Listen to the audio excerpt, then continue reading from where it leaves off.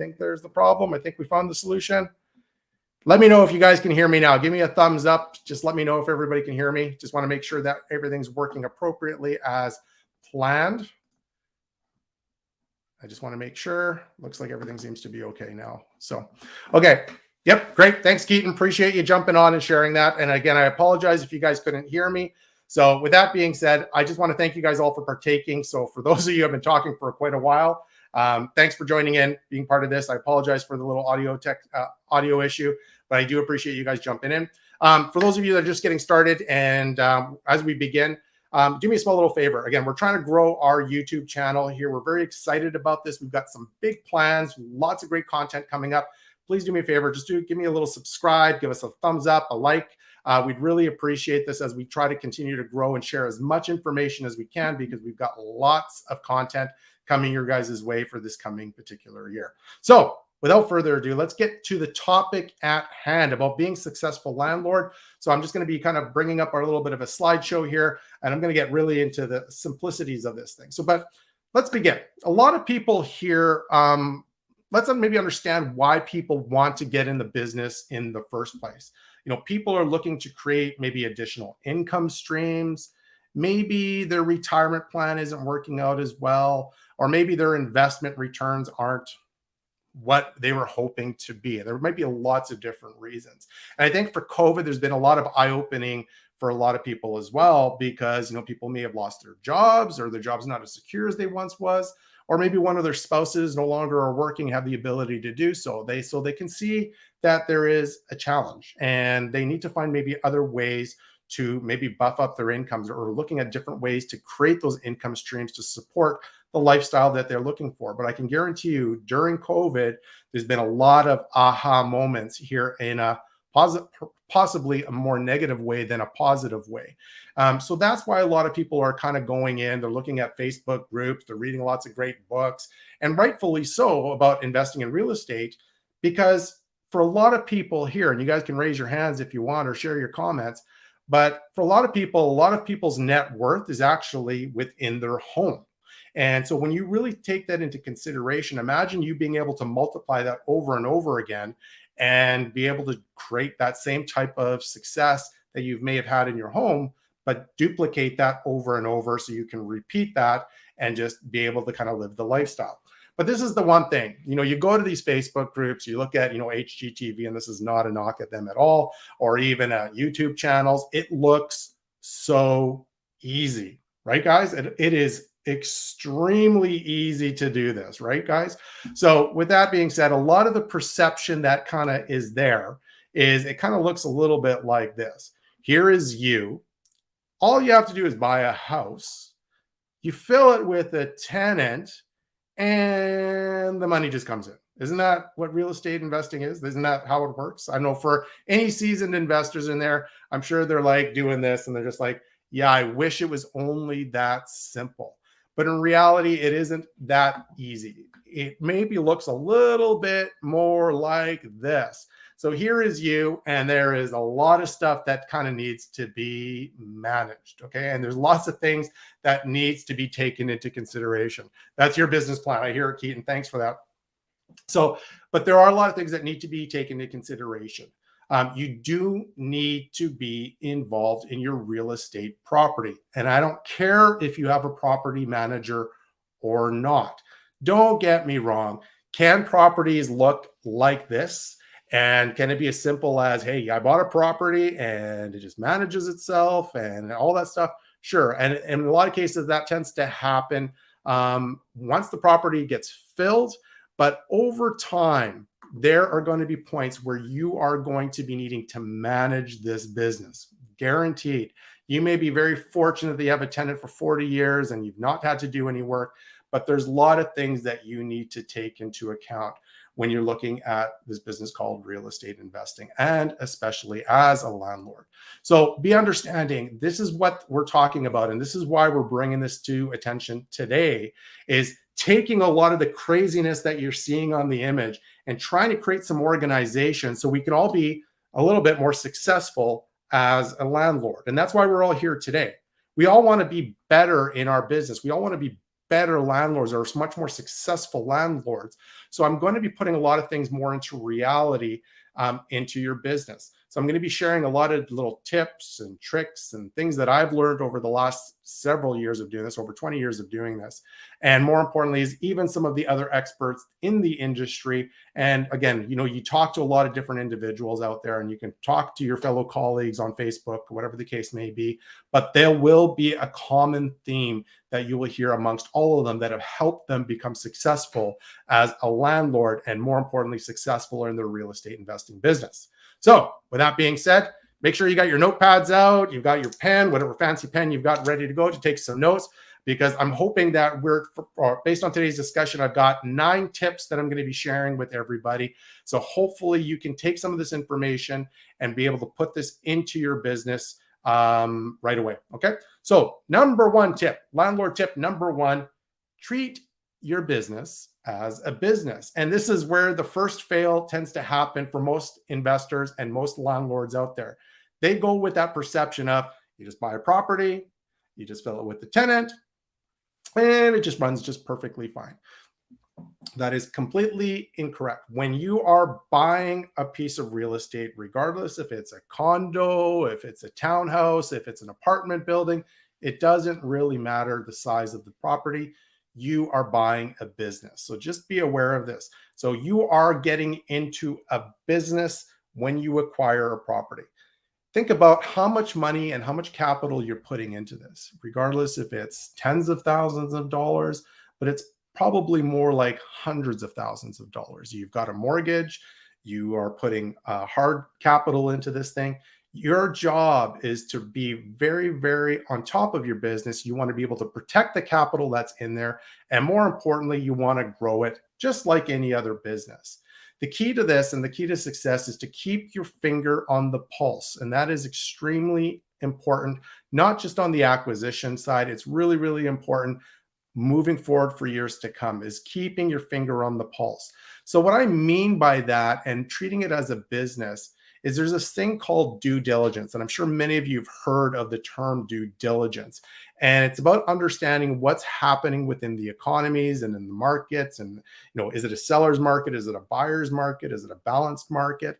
Here's a little bit of a tip for those of you that are investing in real estate today. Make sure you take some time to register for your real estate board of choice, be it like the Edmonton Real Estate Board, the Calgary Real Estate Board, the Las Vegas Real Estate Board.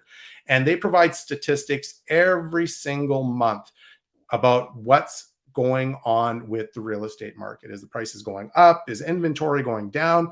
That information, the more you get yourself involved with that, the more you've got your finger on the pulse, understanding what are the trends in the real estate market, because those are really important to be paying attention to, because it's also dictating maybe what's happening from an economic perspective as well.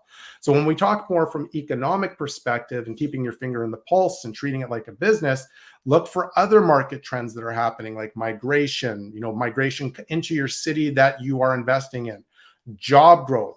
Big one. If there is a major job announcement, how many people are they looking to bring in? Is it going to bring in a bunch of new renters or new buyers? The other thing that's becoming very dominant in this market these days, and it's driving me crazy, is the political interference that's going on. Anybody else noticing political interference these days, especially during COVID? So be very, very aware of this. And when I say political interference, it's really about, are they creating some controls in regards to rent regulations, in regards to acquisitions? Be aware, especially for those of us that are based in Canada, lots of new federal stuff that's starting to kind of come out of the woodwork. So it'll be very interesting to see what happens over the next little while.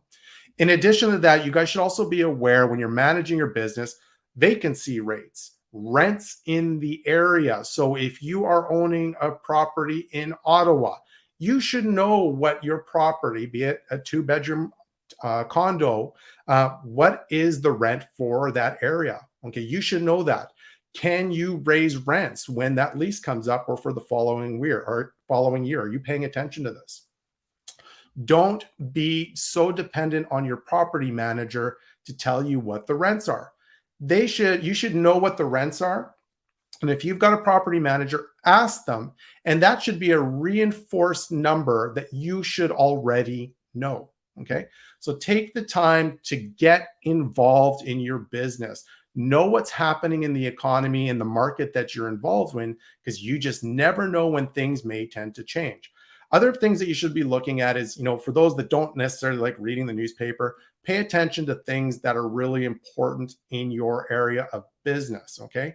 For a lot of people, especially in the different business communities, be it a restaurant or I'm trying to think, a gas station, whatever the case may be, they're all paying attention to what's going on from an economic perspective. Am I able to open up a restaurant? Am I not? You guys need to be doing the same thing too. And so some of that information that you can pull together, CMHC, and I'm talking really for the Canadians that are based here, and for those Americans that are joining us, there's lots of different platforms that are available down in the States, but CMHC is a great place. Bank reports, be it TD Economics, RBC Economics is one of my favorite ones that I love to use. And then also unbiased news. Don't base it on opinions. I don't want to read about people's opinions. I want to read about information that's actually trending, actual statistics, Stats Canada. There's some great resources to kind of keep your finger on the pulse of what's going on within our city, within our own community, and how is this going to impact my real estate business. I hope that makes sense. But the key that you're wanting to pay attention to, and the reason why I'm saying keep your finger on the pulse, is there'll be some interesting things going to happen over this coming year. We are expecting interest rates going up. Anybody heard about that? I mean, raise your hands or make a reference in the comments. But that's kind of the thought. But, if a situation occur where there is turbulence within the economy, the worst thing that you can do is bury your head in the sand. And I've seen a lot of investors do this. Obviously Alberta had some struggles many years ago, but the reality is if you bury your head in the sand, the only person that you're hurting is yourself. So the important thing here is be aware. This is your business. Treat it as this. So be aware, be proactive to ensure your business success. And so treat it as a business, regardless if it's a townhouse, an apartment building, a strip mall. You are in a business. So treat it as that. And as soon as you get your head wrapped around that will hopefully open some things up for everybody in regards to like, hey, this is my business and I want my business to be successful. I'm sure everybody wants their business to be successful. I know mine. I do. I definitely want mine to be successful. So the second tip for everybody, and this is a big one, is actually finding the right property.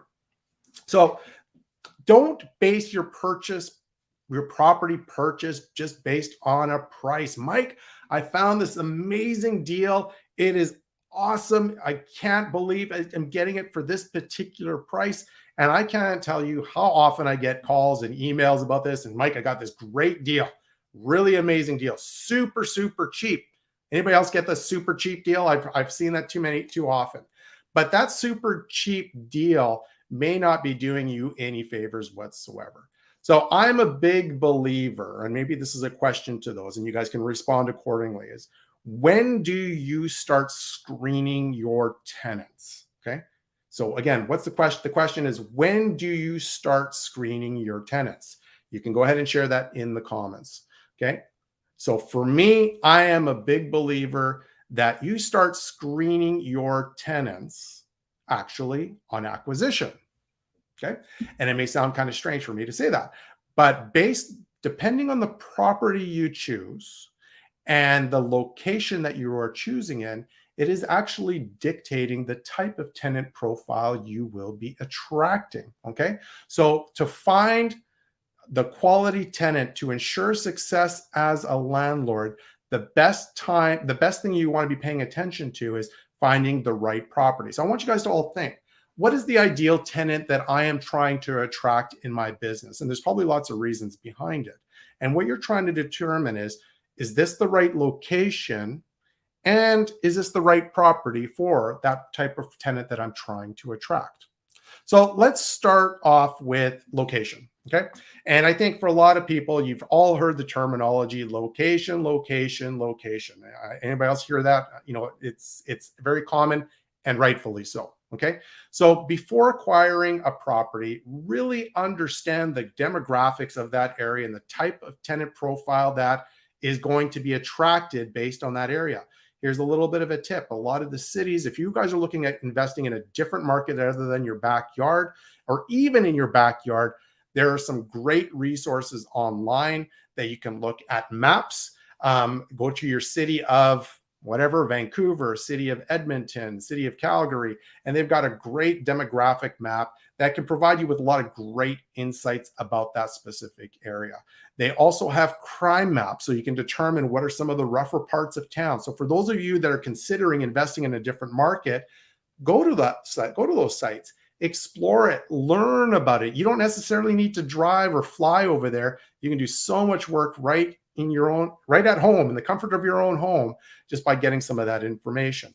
So determine what are some of those areas. Look at, is this going to attract a really quality tenant, or is it going to be a little bit challenging?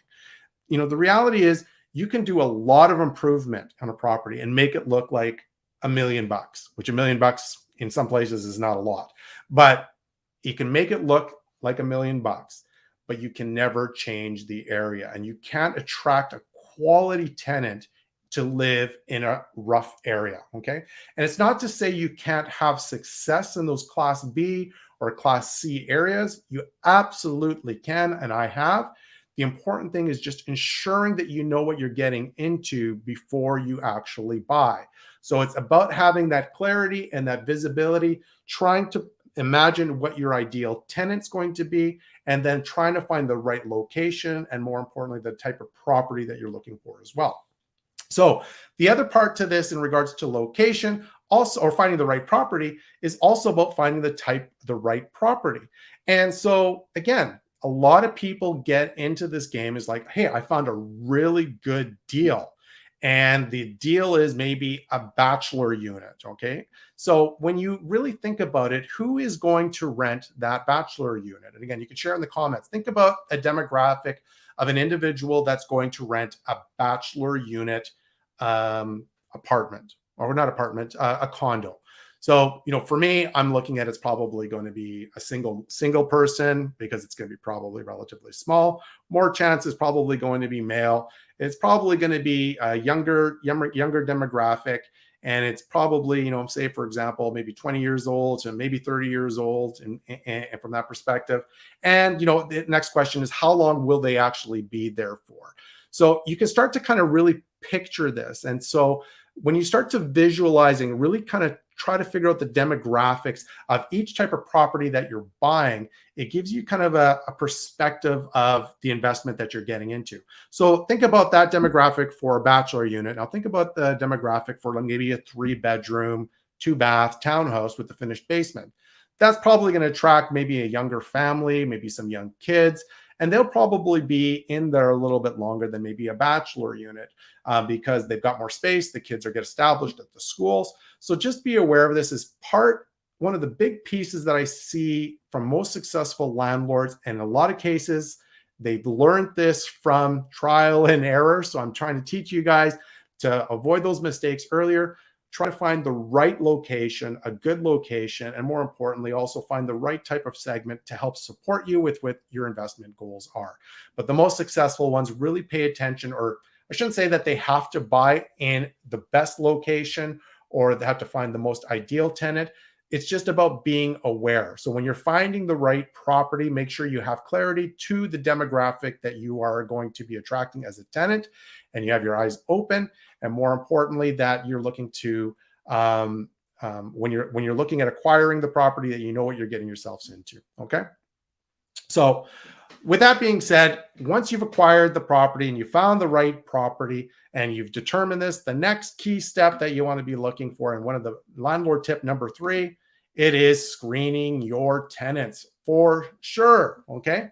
And I am positive many of you have seen the horrible stories you hear in the news about a landlord that has had his property absolutely destroyed from a tenant. Anybody have seen that? I'm not sure if anybody else has seen it, but I know you read that in the news constantly. And I'm sure a lot of people have read those articles. Believe it or not, a lot of those articles have actually deterred a lot of people getting involved in the business to begin with, because they're just like, ooh, tenants? Oh, I don't know about that. It just doesn't look good. I read this thing in the newspaper.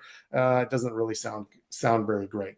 But the common theme for a lot of those news articles, and again, you can dig into this a little bit more, but more often than not, those horror stories are because these individuals and these landlords have not taken the time to actually screen their tenants. And you would think that it is common sense, and it really is. But there's a lot of people that don't really follow that policy in screening their tenants appropriately for many reasons. The biggest one that I tend to see is the property is vacant and I need to fill it. They could be vacant for a month, 10 days, 2 months, maybe even 3 months. And they just reference, I just need to get it filled because the bleeding is hurting.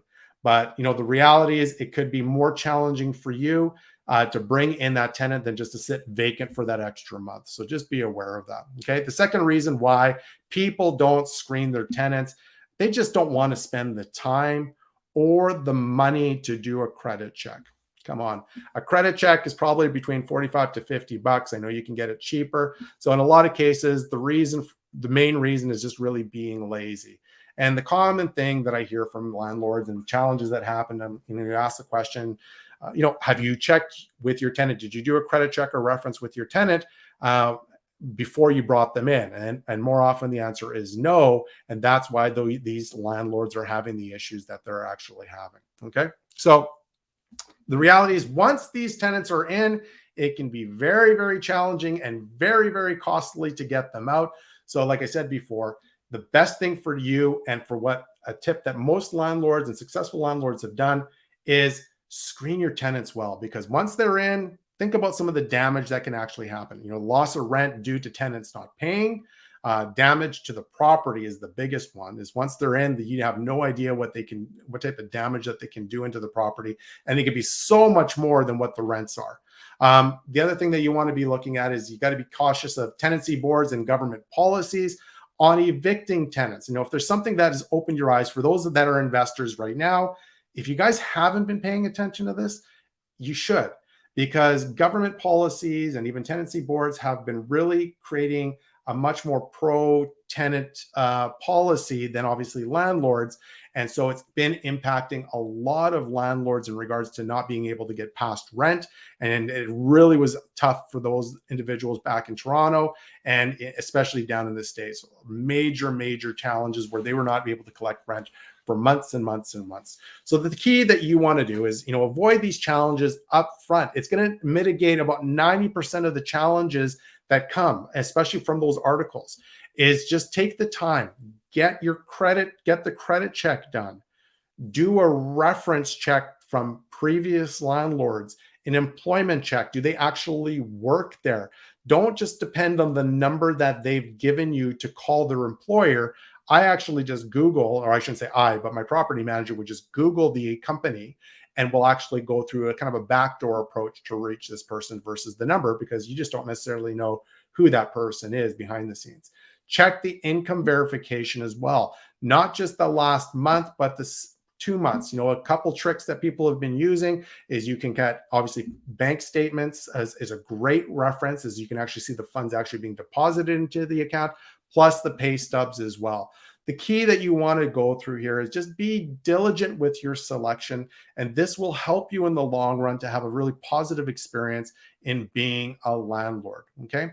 So all successful landlords, regardless if they are using a property manager or not, should be screening their tenants big time. Okay. They should have a very clear screening tenant policy. Do not be the next person that they write about in a newspaper article about somebody actually breaking bad on your property. So be diligent, take the time to screen it. It'll help avoid 90% of the problems that you tend to read in the news articles just by taking the time to screen it. But that's a big piece for most successful landlords, is just take the time to screen their tenants appropriately. It helps mitigates a lot of those challenges to begin with. The next one that we're going to talk about is tip number 4 is understanding tenancy laws. And again, there's a little funny here as well, as tenants be like, hey, this is this is just normal wear and tear. And truthfully, that's definitely not wear and tear. Okay. But you should know the rules. You should have that clarity. And I can guarantee you, for a lot of seasoned investors, I will guarantee most investors have not taken the time to go to the tenancy board website and read the laws and the rules. It's just like anything, just like you're playing hockey. There are rules that are involved. Okay. You can't spear people, you can't take someone's head off. You have to understand the rules of engagement when you're in this game. So take the time to understand the rules so you can play the game as effectively as you possibly can. Because there are professional tenants that are out there and they know the rules very, very well. So you should be in the same level playing field as them. Okay. Regardless, yet again, and you're going to see a common theme that I'm saying here is even if you've got a property manager, you should still understand the rules. It's very, very important. Okay. I totally understand why people don't read it. It's painful, really painful. And if you want something to help you sleep at night, that's a great read to help support you. But you do need to understand it. There is no excuse to this, and there's lots of reasons behind it. To understand these rules and policies, there's rent increase limitations, there's eviction policies, there's all sorts of different things that you need to understand. So again, these are the rules of engagement. So understand this very, very well. Okay. And for some of you, you may be investing in other different provinces or states or even countries. And here's the funny thing, there are different rules in different markets. So for those of you there, you should understand that in Ontario, I can only raise my rates a specific amount. In Alberta, there really is no rent controls. I can raise it infinite if I really want to, as long as I have the ability to get those rents. But there are different policies, different rules. So do not make the assumption that everything's the same. And it's funny when I talk to my friends in Ontario and you talk to our friends in BC and you're talking about Alberta or New Brunswick or whatever the case may be, and they just learn some of the different policies. It just blows their mind to hear that, hey, you know what, I can raise my rents more than 2%. Oh my God. But understand those rules. Okay.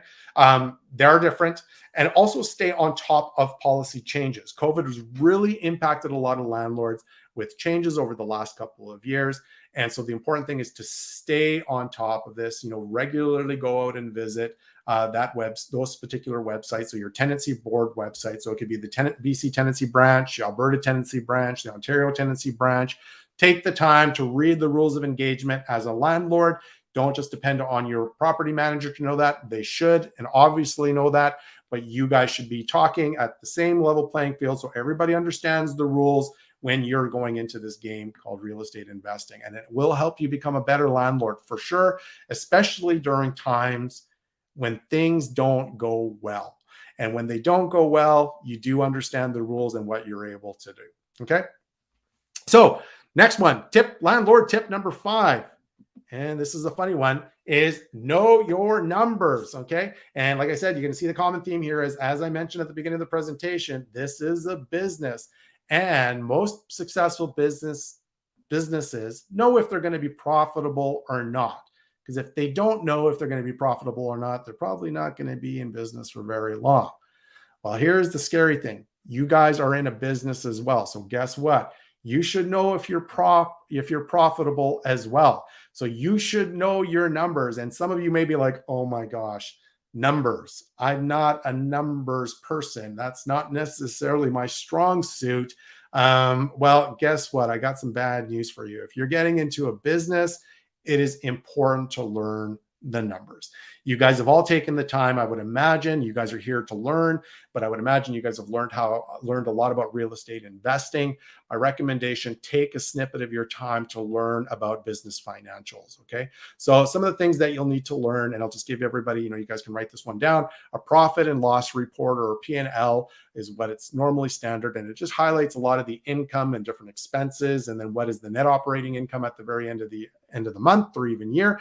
Know what those things mean, because you need to have some of that visibility. It's not as hard as you think. And so take the time to learn, understand the numbers quite well. And we'll get more to this in a second.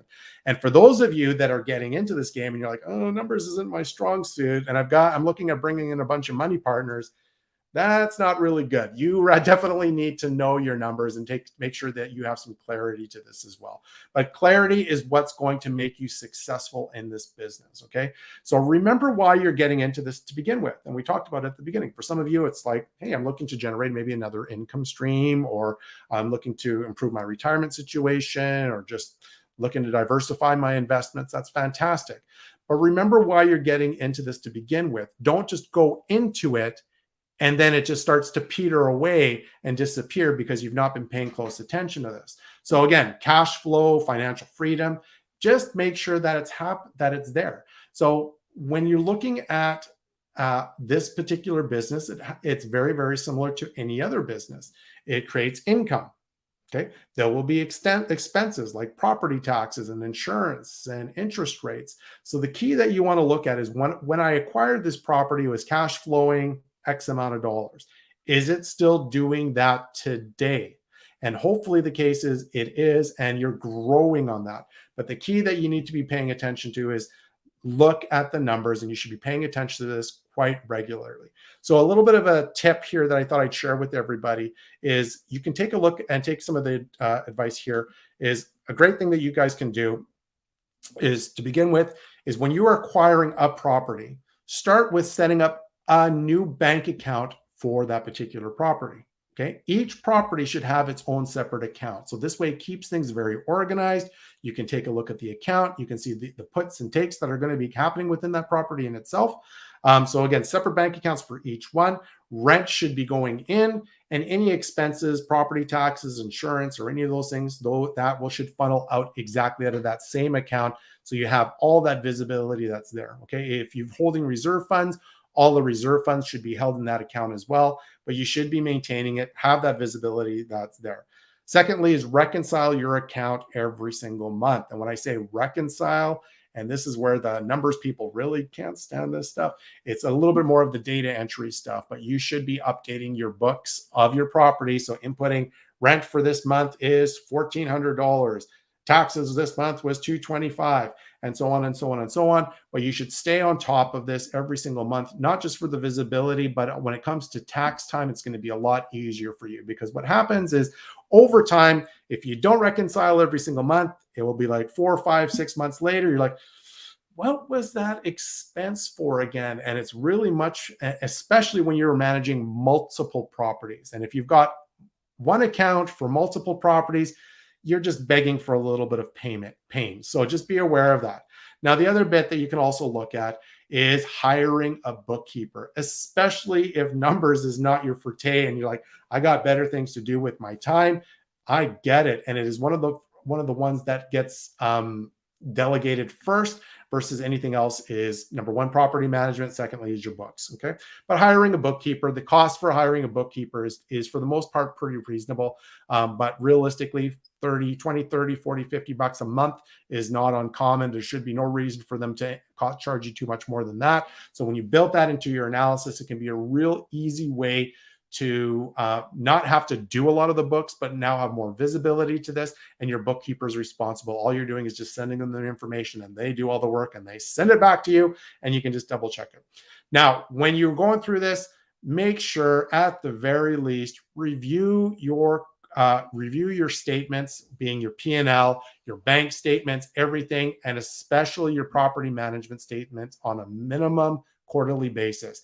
Your property management statements, if you're dealing with a property manager, you should look at it every single month. So there's no surprises, especially from the expense line. Just make sure you've got that visibility and you know those numbers. But at the very least, reconcile your accounts every single month. Take a picture of this on a quarterly basis and see how your results are performing with your property and your portfolio, and make adjustments as needed. The important thing is clarity. Okay, you're in this business to make money. You want to be a successful landlord and a successful entrepreneur as a business owner. So make sure it is successful. The worst thing you can do is cover your eyes and hope for the best, and then you're starting to see your numbers starting to dwindle down. I don't know if anybody else has noticed, but property taxes has been going through the roof. Property insurance is also going through the roof. So just be aware of this. Interest rates are kind of coming up. How are you going to offset that to ensure that that income is going to be continuing to perform, to be a successful landlord and a successful investor? So the first thing, visibility. Secondly, taking action and making adjustments accordingly as you need to. Okay.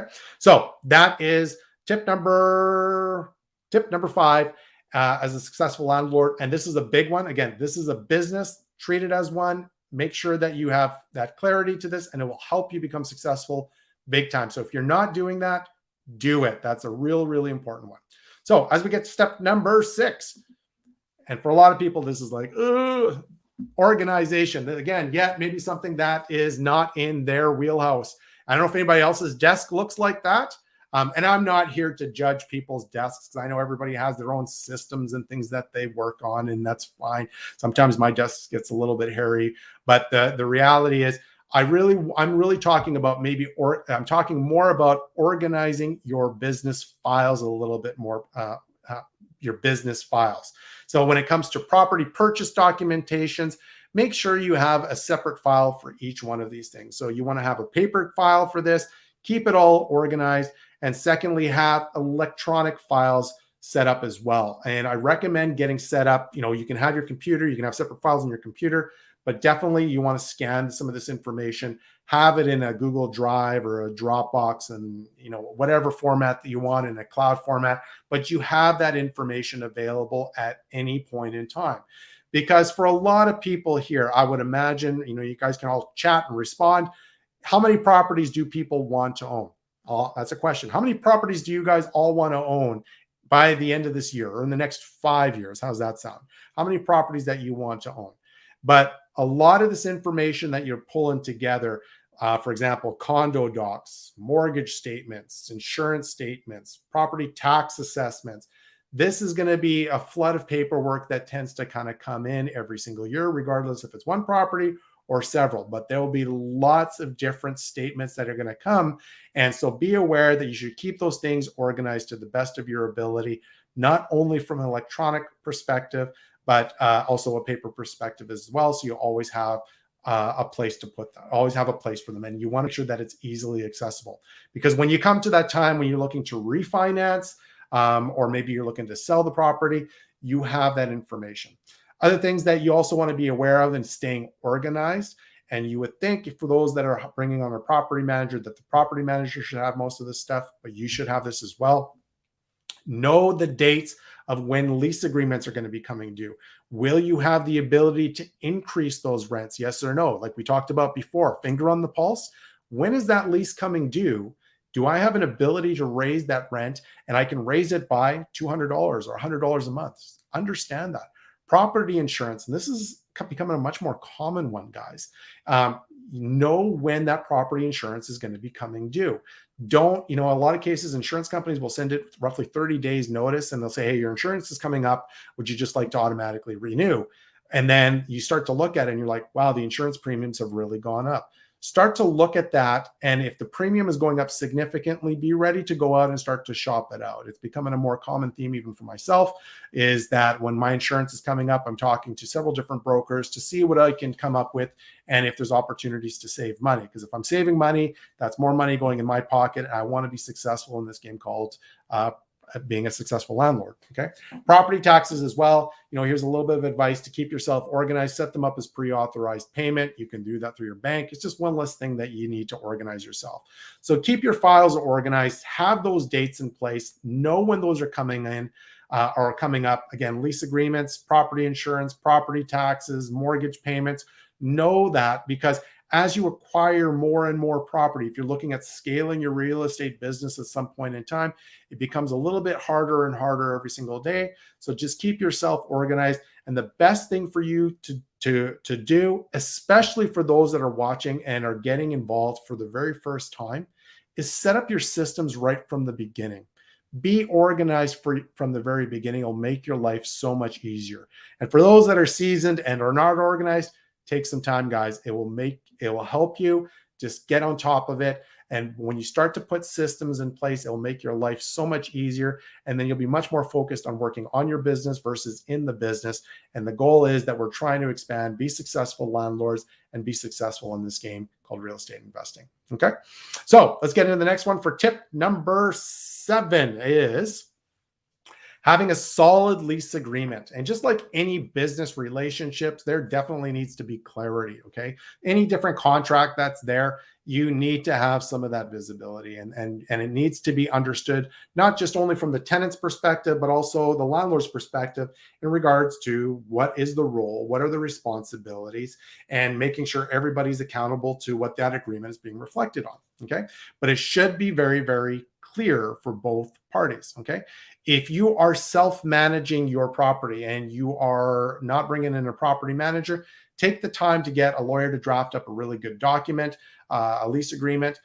For those that may not want to spend the money to do so, you can go to the local tenancy branch as well, or tenancy boards, and you can just go online, and there's lots of free templates that are available there that you can use as part of your lease contracts. And there's lots of actually great tools in most of the tenancy branches websites that can help support you for those that are self-managing. Okay. But what a lease agreement should include, obviously the address, rent terms, rent amount, instructions for payment. Do you do it as an electronic fund transfer? Do you collect checks or cash? What's the due date, security deposits, utilities? Here's a couple other ones, guys. Pet fees. Are you bringing in pets? What's the pet fee? What happens if the rent is late? What occurs there? Do you charge a late fee where it is incurring that if they're late for every single day that passes, we charge an extra $10 or $15 or $20 a day until that rent gets paid? Ooh, you like that idea, right? And some provinces can accept that, some don't. But what are some of those policies that are in the lease agreement? And make sure you put some of those other things that are in there. So cover that off, make sure it's clear and buttoned down, and it's all in paper. Other additions that you want to include in your lease agreement as well is who are the approved people that are allowed to live there? Is it, Joe and Mary, and not Frank and Bill and Jane? So be very, very clear. Only these individuals are able to live there. It's not like you can stick 4 families in a 2-bedroom suite. So just be aware of that. What's a smoking policy? What about like marijuana and stuff like that now that it's legalized? What's the policy there? Pet policy. Do you have a pet policy? And what's the approval process when it comes to pets? So just have that visibility, have that clarity to this. If they are bringing in pets, then what's the approval process? And if they're allowed a pet and it does get approved, is there a pet fee that's associated with that as well? Okay. What happens if the property is damaged, and what is wear and tear? So if we go back to that image, that tenant was probably assuming that is wear and tear. That's fine. Holes in the walls, fine.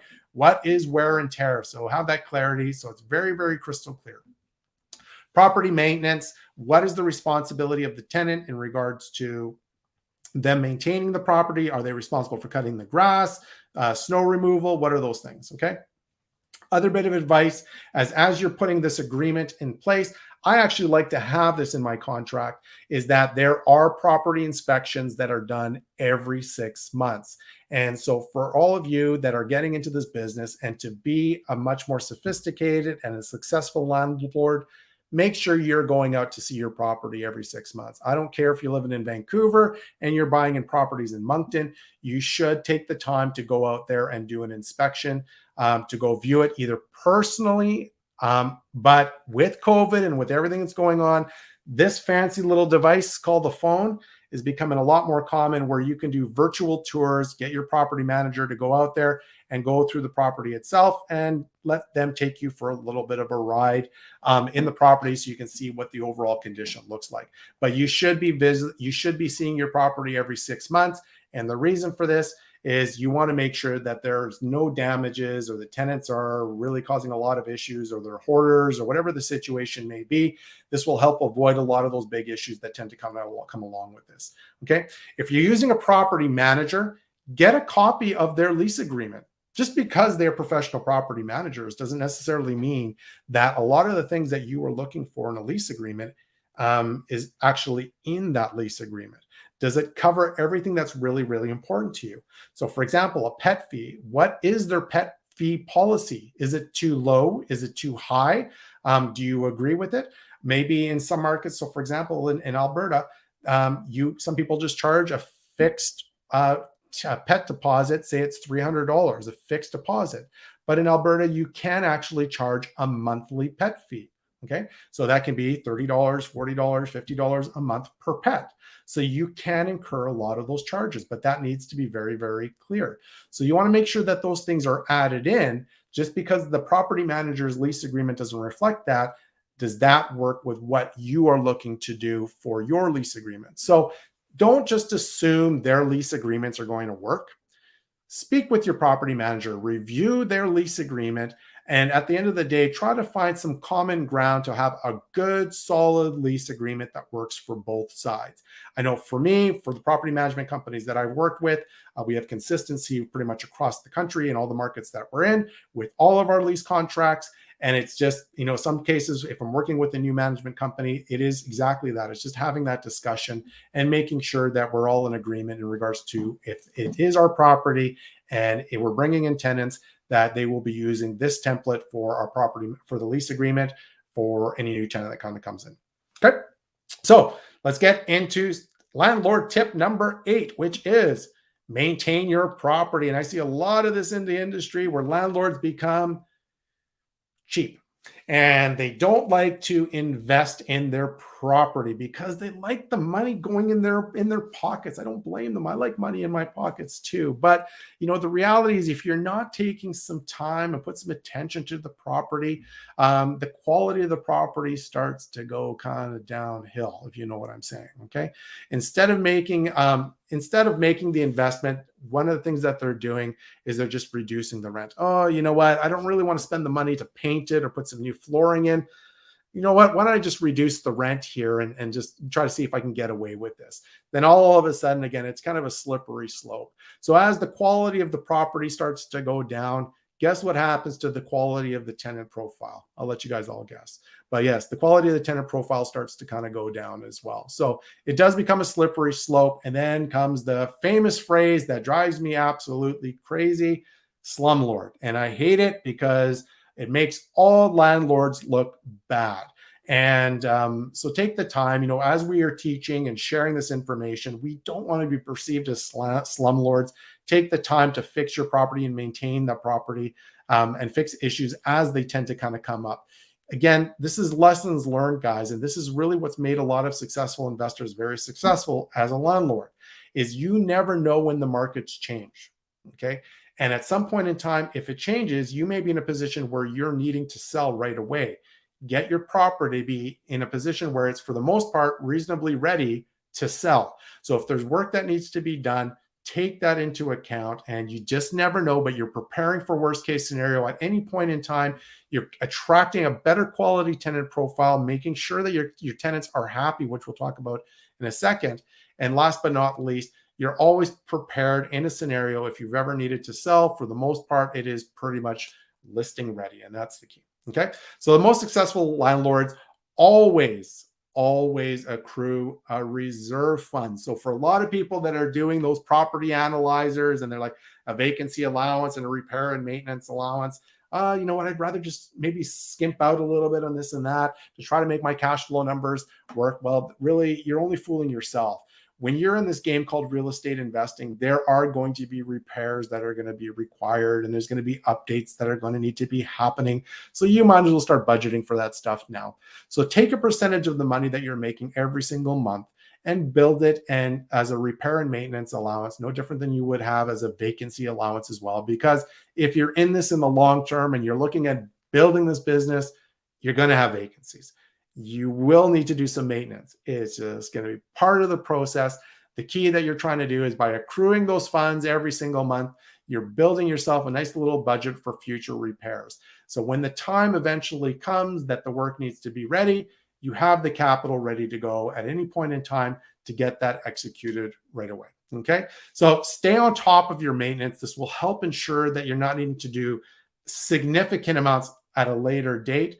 By maintaining the property, you're also maintaining by maintaining the property, you're also maintaining hopefully a quality tenant as well that will want to stay in your property for the long term, which is really, really key. And that's what we're trying to do.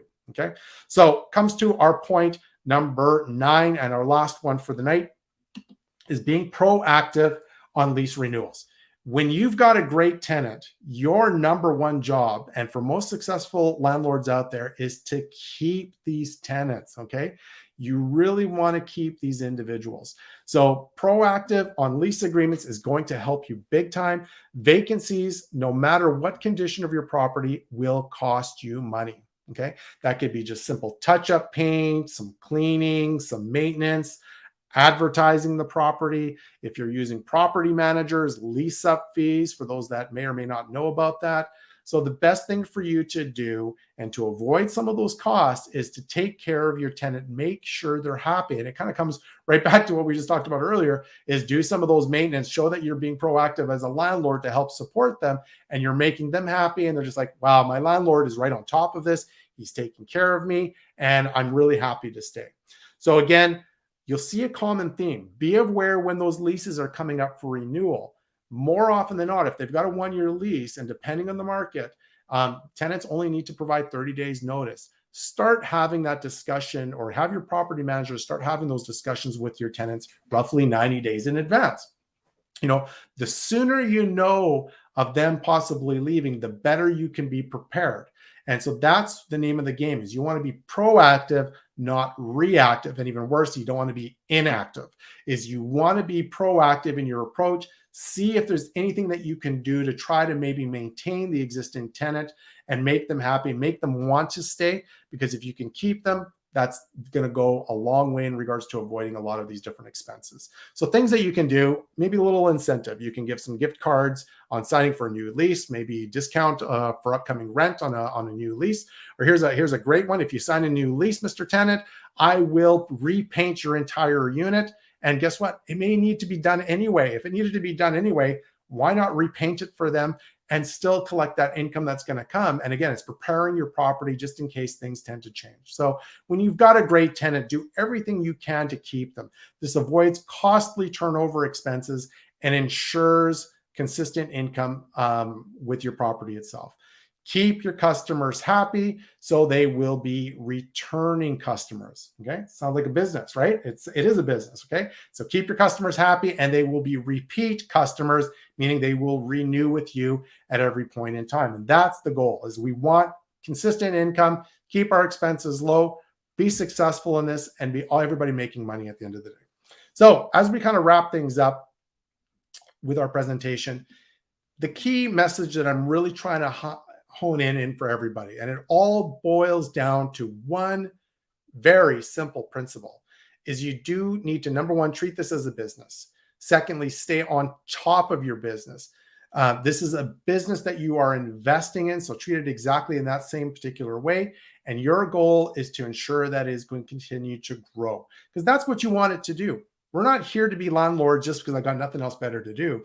We're all here to make money. We all want it to be successful. We want it to work very well for ourselves, but at the same time, we also want to work well for our tenants as well. Keep our customers happy. Okay, you have customers.